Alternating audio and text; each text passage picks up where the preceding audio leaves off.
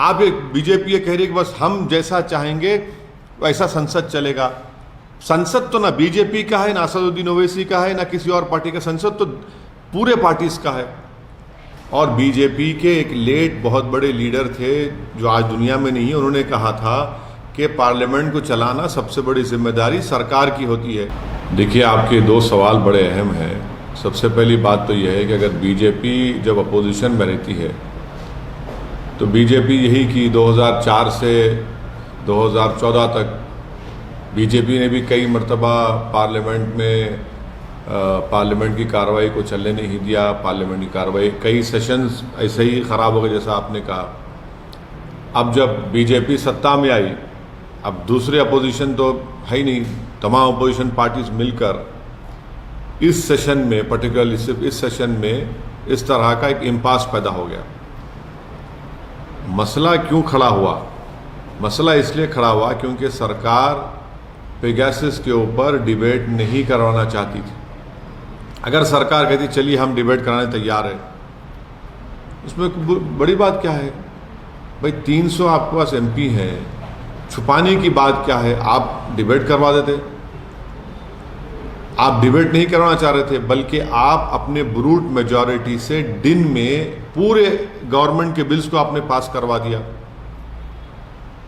जब आप बिल्स को पास करवाते तो आप डिबेट क्यों नहीं करवाना चाहते?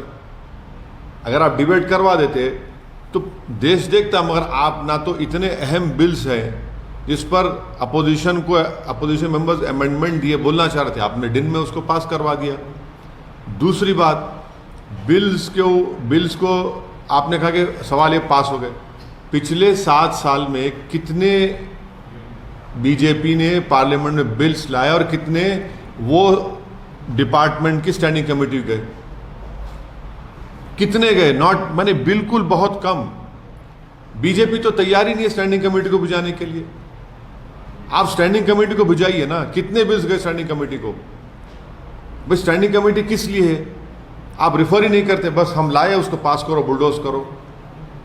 370 का बिल, इतना बड़ा बिल, आपने अमेंडमेंट्स देने का टाइम नहीं दिया। आपने एक ही दिन में, मैं अमेंडमेंट्स उसके इंट्रोडक्शन के खिलाफ मैंने कहा, वोटिंग का डिमांड करा था, अलाउ नहीं किया बीजेपी ने। तो ये तो गवर्नमेंट को भी तो मैग्नानिमस होना चाहिए ना। यकीनन तकलीफ होती है अगर पार्लियामेंट नहीं चलता है, यकीनन बड़ी मायूसी होती है कि बहैसियत एक एमपी हम सरकार को एक्सपोज नहीं कर पाते।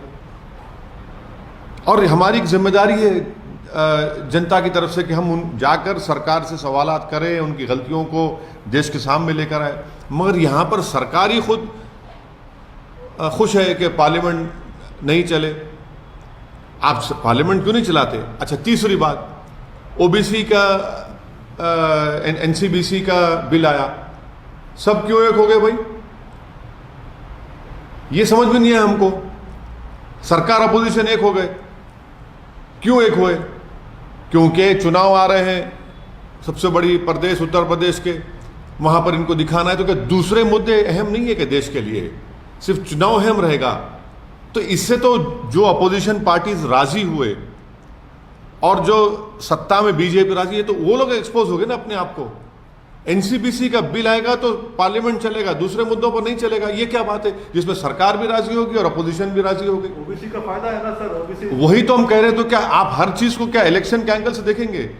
क्या देश का कंस्ट्रक्शन सिर्फ इलेक्शन से होता है? देश का कंस्ट्रक्शन हेल्थी डिबेट से नहीं होगा। देश का कंस्ट्रक्शन पार्लियामेंट में अपोजिशन के चुपते हुए सवालात से नहीं होगा।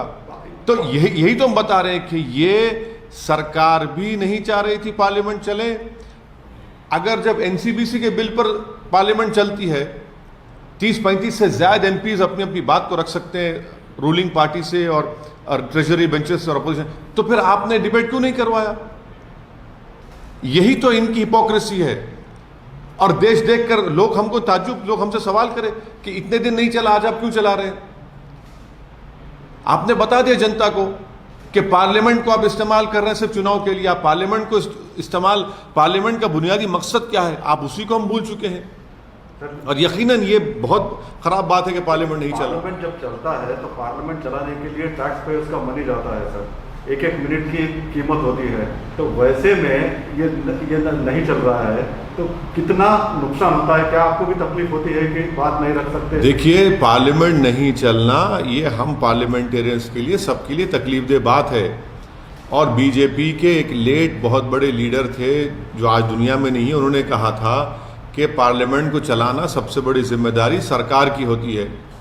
अगर प्रधानमंत्री पार्लियामेंट में आकर कह देते कि मैं तैयार हूँ पेगासस पे, चलिए बहस करते हैं, आइए बहस करते हैं। अगर प्रधानमंत्री आकर कह देते कि चलिए हम दोबारा फिर से फार्म लॉज पर आपकी क्या बात है बताइए, हम करते हैं। कई तरीके हैं ना डिबेट करवाने के, कई रूल्स हैं, कई तरीके से आप करा सकते। आप तो तैयार ही नहीं है। आप एक बीजेपी ये कह रही है कि बस हम जैसा चाहेंगे वैसा संसद चलेगा। संसद तो ना बीजेपी का है, ना असदुद्दीन ओवैसी का है, ना किसी और पार्टी का। संसद तो पूरे पार्टीज का है। पार्लियामेंट सिर्फ एग्जीक्यूटिव की नहीं है ना। पार्लियामेंट सेपरेशन ऑफ पावर्स में खुद एक अलहदा चीज है।